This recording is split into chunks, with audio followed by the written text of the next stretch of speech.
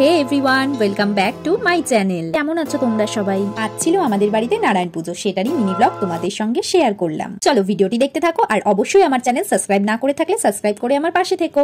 সকালে উঠে কিছুক্ষণ আমি এভাবেই জানালার পাশে বসে থাকি। কিছুদিন তো ভীষণ গরম পড়েছিল, আজ কিন্তু বেশ একটা মেঘলা ওয়েদার। এরপর পুজোর কাজে এত ব্যস্ত হয়ে পড়েছিলাম যে আমি কোনো ক্লিপই নিতে পারিনি। পুরোহিত মশাই চলে এসেছে আর পুজো কিন্তু শুরু হয়ে গেল।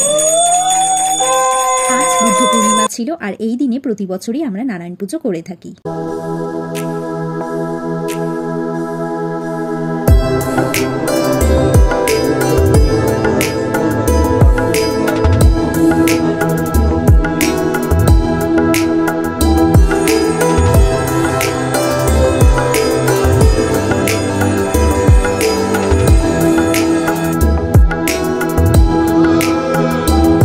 এরপর আমরা অঞ্জলি দিয়ে দিলাম। পুজো কিন্তু প্রায় শেষ। ঠাকুরমশাই আমাদের এরপর পাঁচালি পড়ে শোনালেন। নারায়ণ পুজোর মেইন প্রসাদ কিন্তু সিন্নি, আর সেটাই মাখা হচ্ছে।